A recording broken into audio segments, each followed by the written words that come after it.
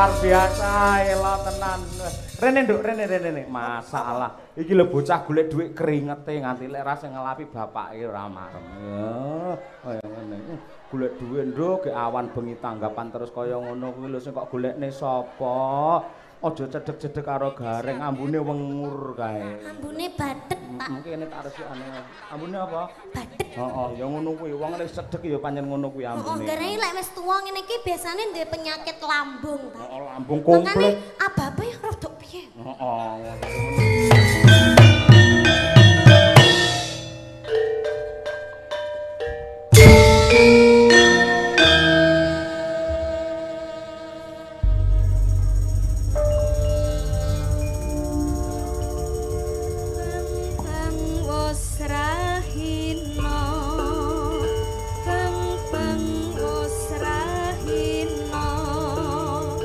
Srengenge mun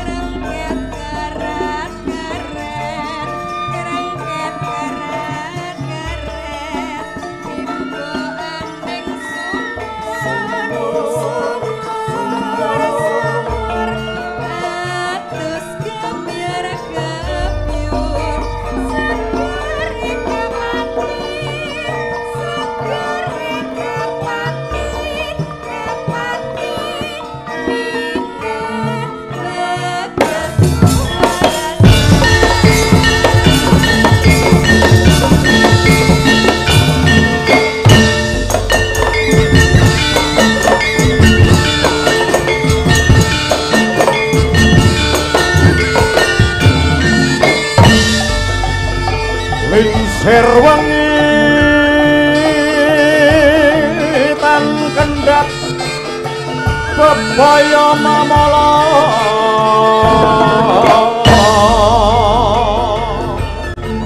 tan kinaya ngapa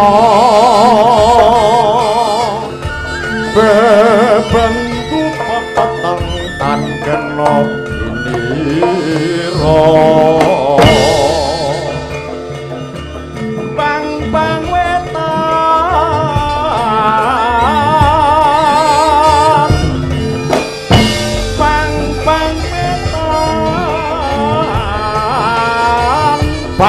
bang wetan sempurata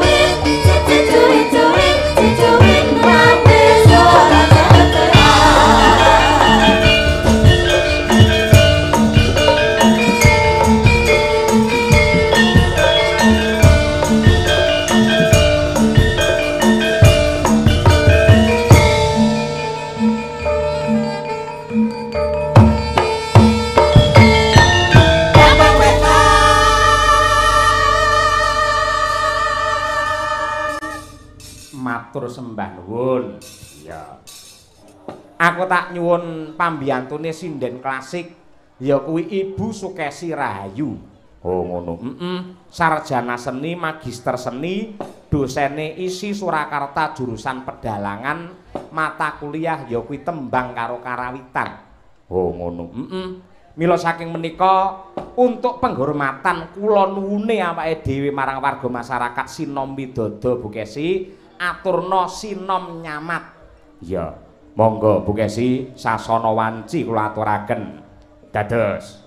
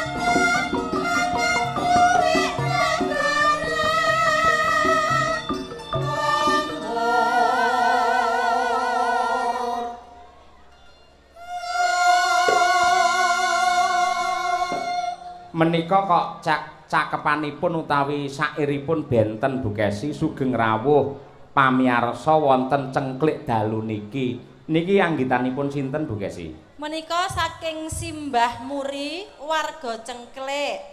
Nderek Mangayu Bagya Pak Marno anggenipun tasyakuran Pak Dalang. Nggih sembah nuwun Eyang sampun paring Sih katresnan wujudipun sinom malah kalih pangkur nggih Bu Kesi menika. Nggih. Nggih sembah nuwun. Coba dirasake bebarengan disurasa lho. Ya, monggo Bu Kesi.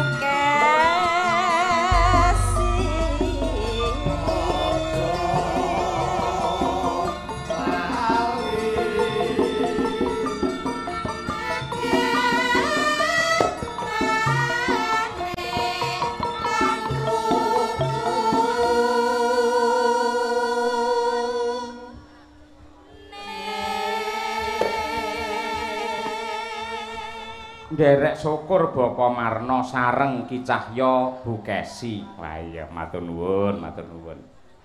Lajeng Lelipur ringgit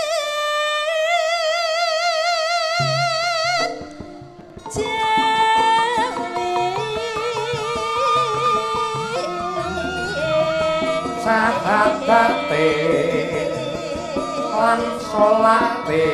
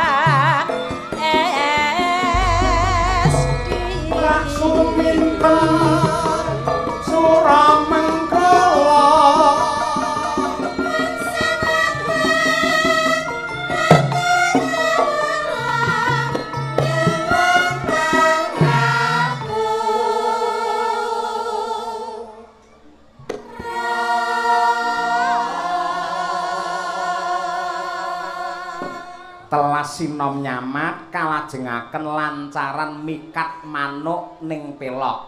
Terus Mas Gareng Sumarbagyo Semarang men kiprah. Cocok. Ya. Mangga.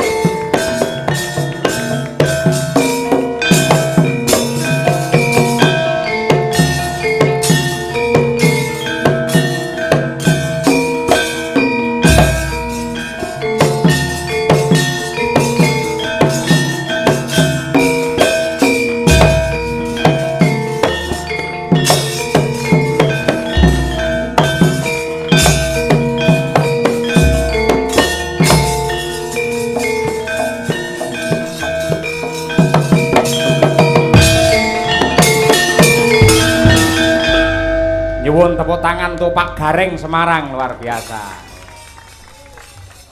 Usia boleh tua, rambut boleh putih, ning semangat golek duit tetep membara. Kaya wong kewajiban, Mas. Kewajiban ya, Pak. Pokoke dhuwur entuk mabluk ning ngisor ki ngamuk. Wah, iki paribasane ngono ya. Mergo ngayahi kewajiban. Wah. Aku jan bengi iki boloku akeh. Kok iso? Pokoke bengi iki kowe karo aku aja macem-macem. Loh, sebabe Keroyokanku akeh. kancamu pirang-pirang? Ora kanca sedulur, wong kene iki omahe besanku. Walah, dadi sambil menyelam minum air ngono to iki. Ya glagepen to. Loh, paribasane ya karo tanggapan ya karo silaturahim ngene maratuwa, ngene besan. Kok besan? Heeh. Ya tilik besan. Ya iki sing jenenge rejeki tumpuk matumpa-tumpa ya ngene iki. Heeh ta. Wis diparingi sangu Pak Sumarno. Heeh. Isih-isih iso tilik sedulur. Nggih. Besan. Nggih. Wah, nek nuwun sewu yen seniman niku lho, len tanggapan nang ngene Besan, desane Besan utawa ngene pokoke wilayahe Besan utawa kampunge Besan ngoten niku. Nggih. Diparingi pinten mawon niku manut yen perlu malah emoh disangoni mergo abot dulure timbang duwite. Kuwi tak benerke. Ah bener to? Sing salah kuwi sing ngubungi. Kok iso nyalahke sing Wong ngubungi? wis pertama kali iki wis telepon aku lho. Terus? Aku ya ora takon kuwi jenenge sapa, asmane sapa. Pak Gareng, panjenengan teng Sinom Widodo pinten? Lah, niku nggene besan kula Pak. Bareng bukan ngono ki ora dilanjut. Lah kok ngerti-ngerti mbok jak. Lah berarti dalane kowe. Kok iso nyalahne aku? Lah, mula regaku ora iso mudhun mergo liwat kowe. Kowe iki tak kandhani asline ngene, asline ya iki lek ngejak buka-bukaan ya. Apa, Mas? Pak Sumarno ngersake syukuran, Nggih, gitu. nggih. Utusan karo Pak Kamitua mriki, Pak Nasuka. Nggih. Telepon karo aku, Pak Dalang, kula pengen wayangan kalian jenengan kalian Niken Salindri. Betul, betul. Niki perlu tambahan pelawak napa mboten? Wah, perlu. Yen pelawak sinten Pak Dalang? Nganu, yang sing sae niku nggih Gareng Semarang.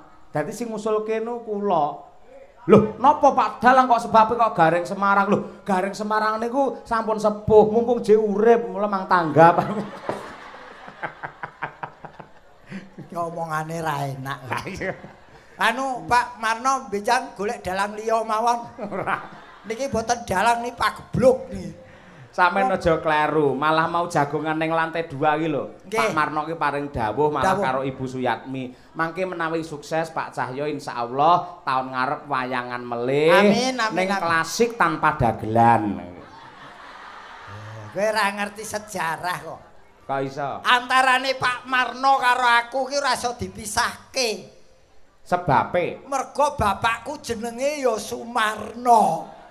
lek ngono aku karo Pak Marno ya ora iso dipisahke. Sebabe Aku Cahyo Kuntadi duwe operator jenenge Pak Marno.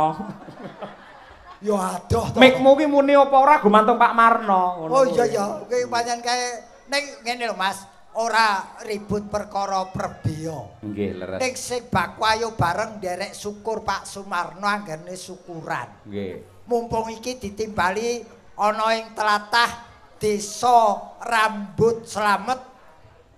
Sinom Widodo Pak Gareng. Kowe ora tau ngerti anatomi. Sinom kuwi rambut sing alus thukule ning bathuk kuwi sinom. Oh. Widodo kuwi slamet. Heeh. Tegese piyayi kene do ndedonga sing rambute tukul ning bathuk kaya sinome lagi rumpi-rumpi ku biasane cah nom-noman. Heeh. Didongake padha slamet bisa nerusake garis trah ing desa kene. Oh, ngono kuwi Sing- ada doanya. Sing angel ki kok kene iki lho dukuhe kok cengklik iki lho. Lah apa masalah kanggene jenengan mung ya apik. Ning ngene Mas. Aku ki ning ndi kulino ngonceki. Heeh. Endi jeneng mesti ana tegese ana artine. Heeh. cengklik kuwi miturut penemuku. Pripun? Cengklik kuwi cengkah kuwi ora becik. Cengklik cengkah kuwi ora becik. Utawa cengklik kuwi cengkah kliru ora becik. Oh. Mula Iya. piyayi cengklik diharapkan selalu guyub rukun. Gandeng jenengan wis ngonceki cengklik, mongko desane Sinom Widodo. Apakah penjabaran dari Sinom Widodo?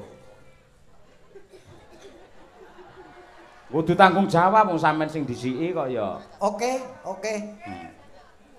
Sinom Widodo. Siki saka tembung sing duwe gawe bengi iki panjenengane Pak Sumarno sak keluarga besare. Ya ora? Leres. Nampa kanugrahan kesehatan, rezeki, kabejan dan kebahagiaan mula bengi iki tasakuran. Cocok. Wiwit masyarakat nganti punggawa ing desa kabeh do mbiyantu. Leres.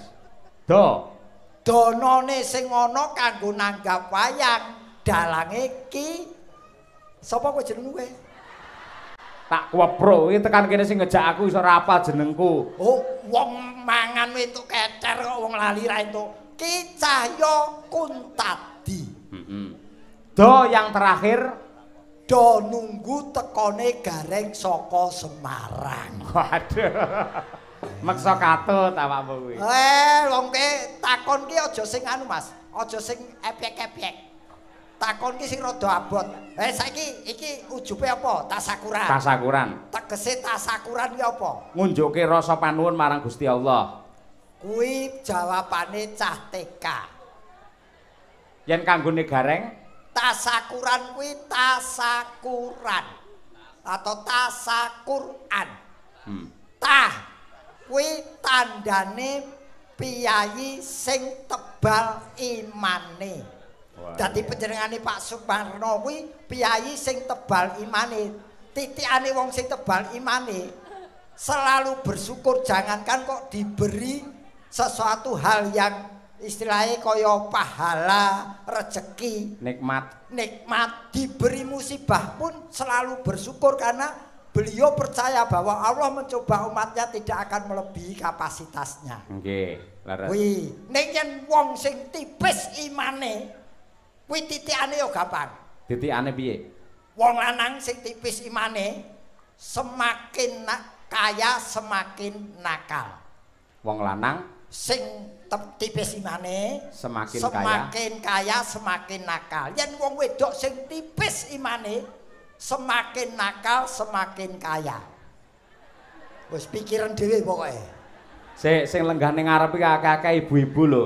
Lah awakmu kok diprotes karo ibu-ibu piye? Makanya tinggal memilih mau tebal imannya apa tipis imannya. Ya. Ewa dene sahnya kalau diketahui oleh orang banyak wong syukuran yo ngene iki Mas sing ngerti akeh. Diketahui disaksikan kurang afdol kalau tidak dibarengi dengan tirakatan. Kaya bengi iki do melek bengi iki tirakat ngiras-ngirus. Terakhir anugerah dari Allah Subhanahu wa taala yang ditunggu-tunggu. Walaupun sudah diberi rezeki harus tetap meminta kepadanya, tidak boleh kepada hal yang lain. Gandeng sing tasakuran ki Bapak Sumarno, apakah arti kepanjangan Bapak Sumarno? Sik iki abot lho Mas. Iki nerjemake nganti ora bener. Ora entuk tambahan lho Mas iki. Jare ngene besan njaluk tambahan ora. Oke. Ayo kudu cerdas. Sugih sanak, sugih sedulur, mula duwe gawe sing bantu ya akeh. Cocok. Mar kuwi marga kenceng anggone nyambut gawe lan donga, mula rezekine ya lumintu. Nonton wayang hobine. Wah iya. Pak Marno tasakuran mokal bisa kelakon yen ora disengkuyung karo Ibu Suyatmi.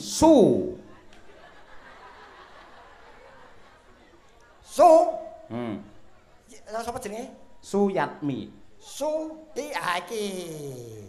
Iki Sugesrawung ning sing dipilih ya panjenengane Pak Sumarno minangka garwane. Wah iya. Yat modi arangel iki. Yat kowe kok ora ngerti lho. Yat ki sapa to jane? Yat ki ora jikoke to. Kuwi lho wong main ngawut ae ora. Penjabaran dari Yat kuwi lho. Kulo Yat. Angel iki. Ayo, lek ora iso duwe balekke. Ayo. Sing Yat ki saka tembung kiyat. Kiyat ki rumus jurus.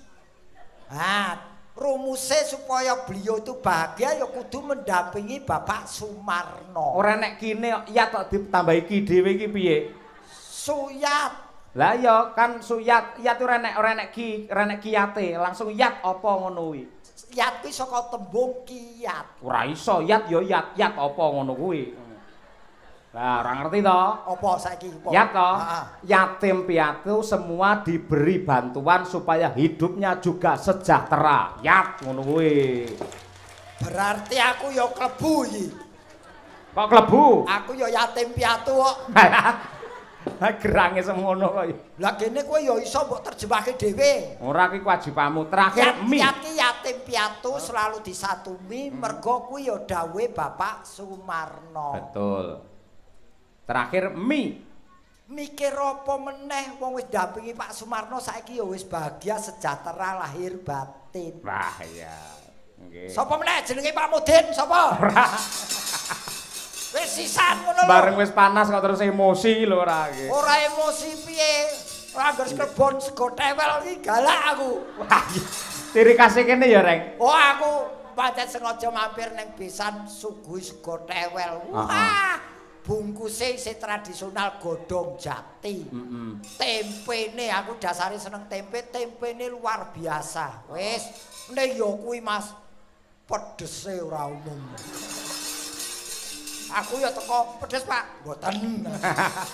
Lah ciri khase piyai kene ngono tur tewel kuwi lek diinget pirang-pirang dina malah dadi lan enake Pak Gareng. Ya bener, ya lagi bengi iki lho aku. Apa? Nyambut gawe ditunggoni besan, mantu, anak nonton kabeh ning dilu kowe. Do nonton kabeh. Monggo Pak besane Pak Sumar Bagio Gareng nggih kados mekatan menika polahe lek golek dhuwit. Beliau tahu apa profesiku. Dadi nampa anakku kuwi ya sak keluargane sak aku karo bojoku sisan. Beliau tahu bahwa beliau tuh menghargai profesi saya. Nggih. Serendah apapun profesimu, sekecil apapun profesimu, sekecil apa pendapatanmu, harus selalu kamu hargai. Walaupun tidak membuat kamu kaya raya, paling tidak membuat kamu mengerti arti kehidupan. Iya, ning kuwi lak teori. Nah, nuwun sewu, besane jenengan mau pun ketemu kalih kula. Napa? Mantune jenengan ketemu kalih kula, malah kula bar dandan kalih besan jenengan dijak foto. Pak Dalang nyuwun foto, Pak Dalang. Nggih, ngestaken dawuh. Lah jenengan mboten foto kalih besan jenengan Gareng niku lha raine kados ngoten kok. Kowe moyen ketemu mantuku mbok njaluk tulung sisan. Ngapa? Kae ora kae dokter, ora spesialis ning duwe keahlian khusus. Apa? Keahliane cuci darah. Yen kowe kepengin kono. Moh. Aku darahku sik suci kok ngawut ae ora. Wong kok senengane iki nggih matur nuwun lho Pak Sumarno kula ditimbali mriki saged ngibur sederek-sederek kula ingkang wonten mriki. Nggih keleresan mantu kula pancen asli Sinomut Widodo nirhing Sambikala mriki. Anakku karo iki cerita anak karo mantu. Pripun? Nduk, kowe wis seneng tenan karo jenenge lak Mas Imam. Mas Imam wis, Pak. Ora betah melek mendhi. Ora yen mantuku kuwi kulino jaga kok. Nggih. Ning ya karo turu. Kene ya jaga saron padha. Tak takoni wis padha cintane. Dasare apa kowe cinta? Jawabane cah nom saiki, Mas. Piye? Pak, cinta mencintai itu kata kerja. Dicintai itu kata sifat. Cinta itu bukan kata benda, tapi cinta itu kata hati. Wah, iya. Mula ya wis berarti cinta mereka mantep urip wong loro. Wah, cocok. Wis pokoke omahku saiki doktere papat kowe butuh opnam. Wanti-wanti mondok. Wis periksa anakku. Ora sudi ya. Periksa anakku ki entuk bonus. Bonus apa? Wis kriterianya semakin parah penyakitnya semakin besar bonusnya. Alah gah telek. Gelem ra? Bapakmu dhewe genah gratis ora nek diskone. Loh, aku ki disuntik seumur hidup kok. Suntik apa kuwi? Pokoknya ra iso lara aku ki. Wah, Aku tidak akan sakit karena aku pekerjaanku nun sewu ki Mas. apa? Pekerjaanku tak anggap sing paling pas tumraping diriku. Kok iso? Saya pengen membahagiakan orang lain. Orang yang paling bahagia di dunia ini adalah orang yang bisa membahagiakan orang lain. Luar biasa. Tepuk tangan untuk Pak Gareng Semarang, luar biasa. Tampilnya memang hebat karena di hadapan besanya. Ayo. Tak golekne kanca iki mumpung genduk Niken Salindri wis dianti-anti karo para lenggah. Oke. Ya Nduk, Ken. Ayo. Cublak suweng men berdiri ngancani Pak D Gareng. Yuk, dados. Oke.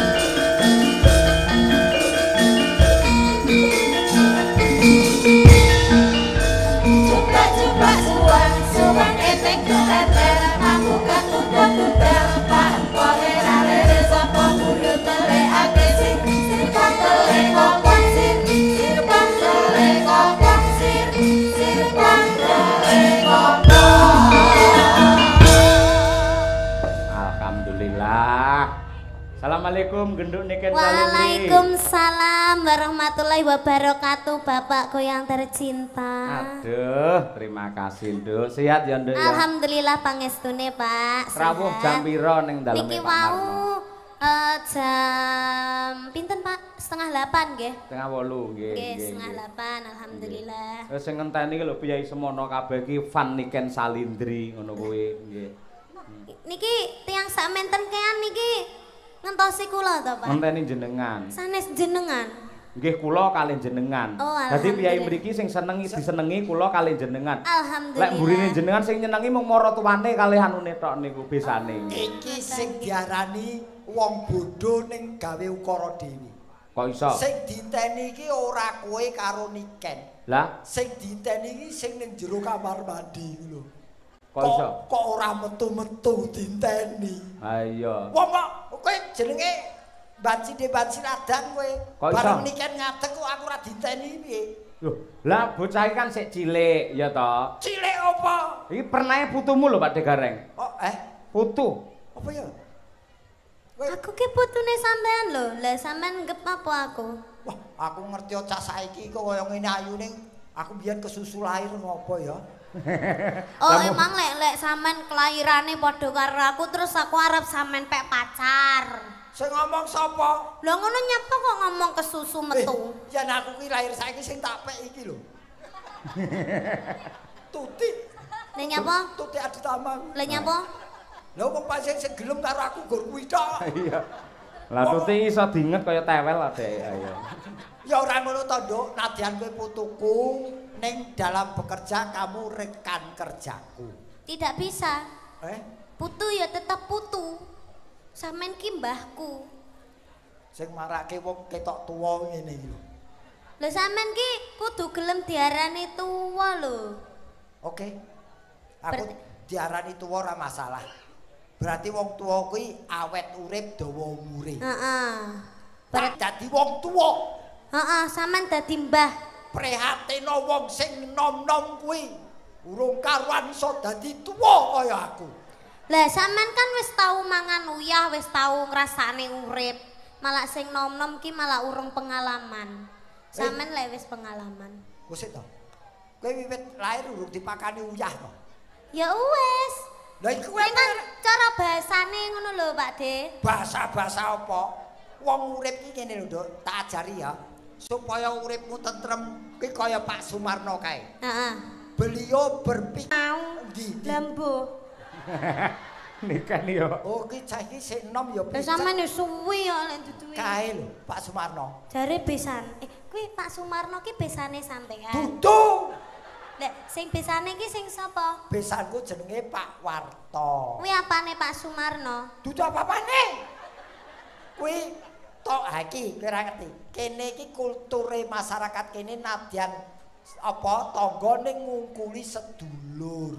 Oh. Jare kae apa tetanggamu adalah saudara yang terdekat. Kae Pak ning gitu Pak Sumarno. Oh kan legae ning kae baris kedua kae. Kae. Ae. Bapak Sumarno angkat tangan. Angkat tangan ini ditodong apa piye? Oh, ya yang itu. Ah. Nggih. Engko dikongkon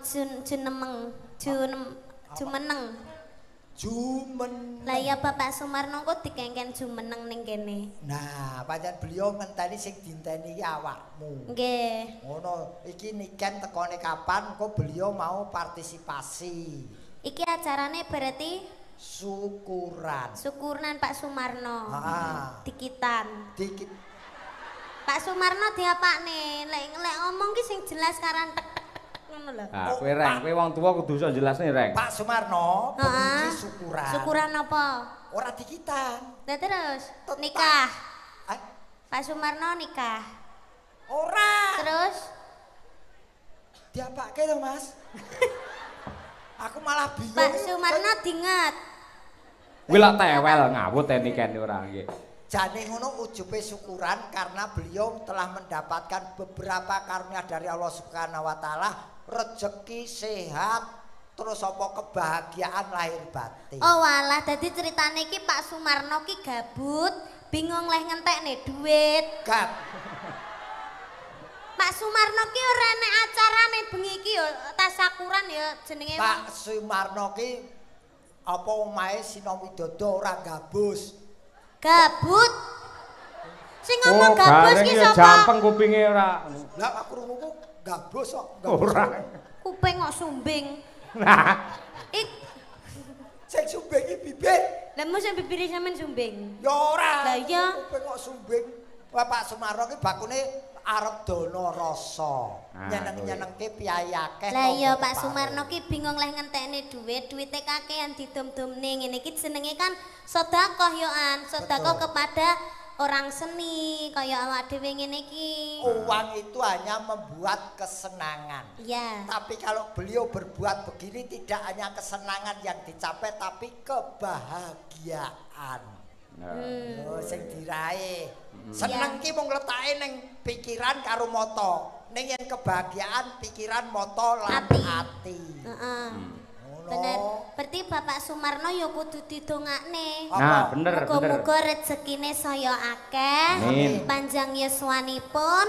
Ning ya ora Pak Sumarno tok, sak keluarga besare muga-muga sehat selamat wilujeng. Amin. Awet leh momong anak putune. Amin. Muga-muga Pak Sumarno lek enek apa acara maneh iso nanggap kula kalian panjenengan nggih, Pak. Amin. Amin. Aku karo kowe ya Ken ya. Nggih, Pak. Nggih, Matur nggih. sembah nuwun. Wayang kulit ora nganggo gareng udah deres. Ora apa-apa, aku iso nerangne yo. Loh, lah Kadang sempake dikene genteng iso. Weh, Lah, kuwi ilmu lho. ora terang dirubung laler ya. Ngece. kejawi menika ugi dipun rawuhi kalian Pak Camat Tambak Rama. Pak Camat rawuh. Pak Lurah Sinom Widodo ugi rawuh. Waduh, nun sewu lho Pak. Pak Lurah, Pak Camat, kula namung matur. Pak anu Sumarno namung masyarakat sampun nanggap lho Pak. Kok panjenengan lurah kali camat kok dereng. Lah iya. Ngono kok ra isin to, Pak. Eh, Sampeyan iki kudune nyontoni sik lho, Pak. Ora malah wargane sik. Bapak Camat karo Pak Lurah iki piye to? kowe iki bupati kok piye kok nyeneni? Ngelingke. Oh, lah tak kira sampean mau nyeneni aku yo Ora nyeneni Ini apa aku cah cilik ya los. Kowe ora urusana dhewe? Niken lek ora ngerti, Aku desa kan kene gak lho. Ikan desa kene Sinom Widodo. Kuwi mesti enek apitan. Apitan niku bersih desa cara ngene dhewe. Heeh. Lah ngono ora ndang-nanggap, Pak. Jane bersih desa nanggapne kamu diketek apa piye? Oke. Hei. Napa, Dok?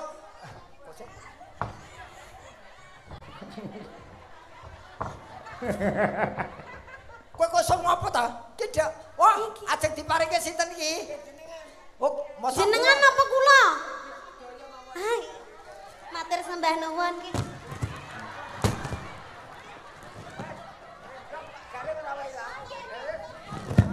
Matur sembah nuwun nggih, Pak.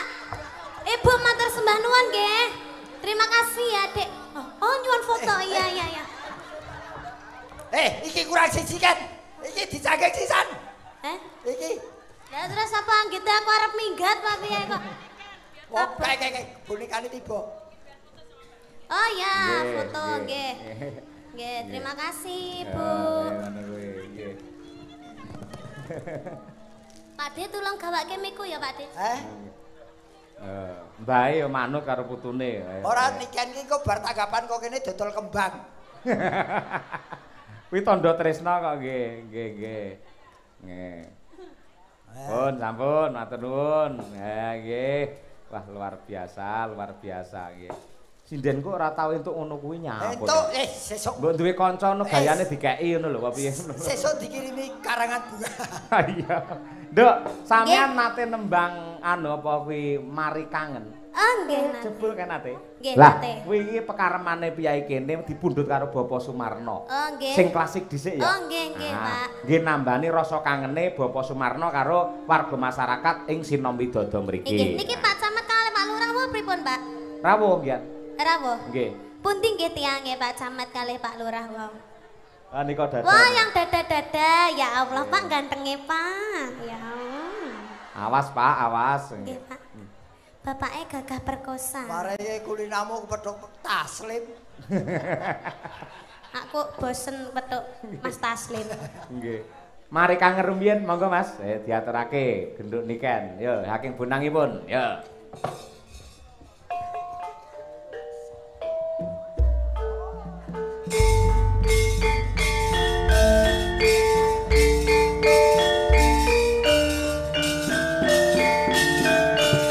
Ya, Reng. Joget ya, Reng.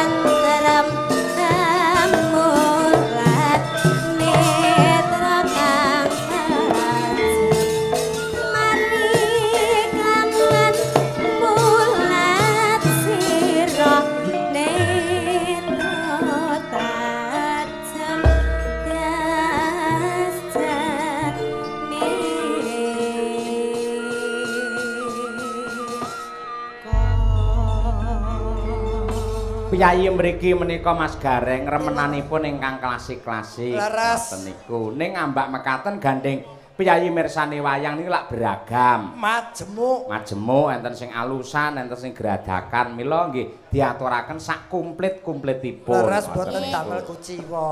Nggih, mila saking menika dasaripun ingkang kepareng rawuh semanten kathahipun para jabating kadipaten mandhapipun Pak Camat, Pak Lurah sedaya kepareng estreni lan ugi dipun pangestoni dening para sepuh adi sepuh para kiai alim ulama ingkang kepareng rawuh ngoten niku. Amin nggih. Dadi warata tanpa sela ibaratipun sedaya diaturi hiburan Mas. Inggih mila saking menika. Tur nggih dicucukke ngundang niken iki ora cucuk. Mung yen trimo brutu wae ora enak cucuk. Maksudnya piye kuwi? Tegese digunake sebagaimana mestinya. Nggih. Tegese dimanfaatke utawa kebisanmu ditokke. Oh iya benar. Leres beli. Lah iki diaturake meneh. Ya. Piyayi kene kejaba ngersakake sinom nyamat lan uga ngersakake tembang mari kangen. Ngersakake ayang-ayang lho. Nah, nggih. Niki pamundhutane saking sinten? Menika pamundhut saking Pak Sumarno ugi Bapak Nasuka selaku kami tua wonten ing mriki. Ayang-ayang. Nggih. Sampeyan ngerti lagu ayang-ayang? Ayang-ayangan kerep aku. Udu anyang-anyangen. Lah apa ayang-ayang? Ayang-ayang. Ora. Wih lagu zaman sekarang yang lagi ngehits itu. Oh, ngono. Iya, kamu harus tahu. Kamu itu sebagai dagelan itu harus mengikuti zaman-zaman sekarang. Jangan kudu apal lagu-lagu. Aku ngapake lagu-lagu kok malah ora lucu. Nanya apa? Wong dagelan kok iso nyanyi. Lah kan tapi setitik-setitik kan sampean kudune iso. Aku saiki wektu iki lagi wedi nyanyi. Nanya apa? Mergo saiki lagi tutup. Wah iya. Aku bab ngono ki ora perlu digagas wis karep ben ngono ki awake dhewe sing penting berkarya ngoten niku. Nggih ngoten niku. Diaturake ya Nduk ya. Nggih Pak. Karep gamelan iki. Nggih, muga kanca-kanca madang.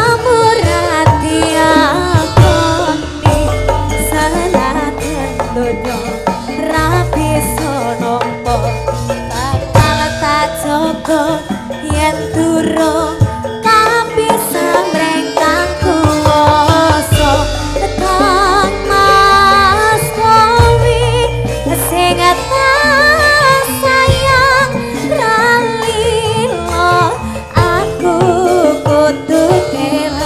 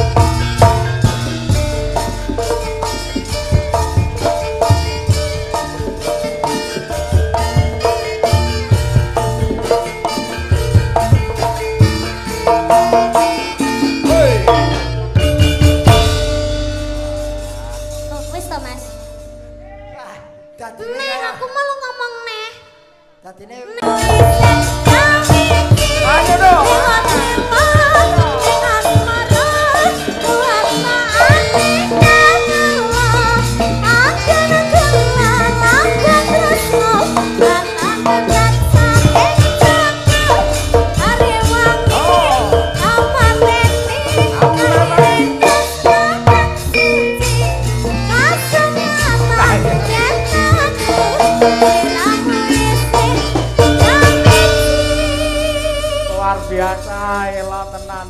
Rene nduk, rene. Masalah. Iki lho bocah golek dhuwit keringete nganti lek ra sing ngelapi bapake ora marem. Ya, kaya ngene. Golek dhuwit nduk ge awan bengi tanggapan terus kaya ngono kuwi lho sing kok golekne sapa? Aja cedhek-cedhek karo gareng, ambune wengur kae. Ambune badhet, Pak. Mungkin tak resikane. Ambune apa? Badhet. Heeh, ya ngono kuwi. Wong nek cedhek ya pancen ngono kuwi ambune. Gareng lek wis tuwa ngene iki biasane duwe penyakit lambung, Pak. Heeh, lambung Makane komplit. ababe rodok piye? Heeh, pancen ngono kuwi. Kuwi sejenis walit lah. Aku jane no apa ngempet, Pak, ket Ngempet to. Lah ya tak saweng kok kudu mutah ngono awakmu. Anu kok aku ki jumbleng kok. Kowe anu aku ya kemringet tok, Mas. Hah? Aku ya kemringet. Tak lapane remu kene, ndang. Iki dagangan, iki dagangan. Dagangan arep dirusak. Ah iya luar biasa. Bocah iki pancen multi talenta. Kowe anggere gelem karo aku tak kei sepeda motor ji. Apa kuwi? Apa kuwi? Lho. Wi lho kunci omah. Lah iya iki kuncine sapa keri iki? Sing ketalan kunci griya niki. Omahku kuwi, kunciku. Apa? Kuwi kunciku kuwi. Kowe kos lho aku kunci barang.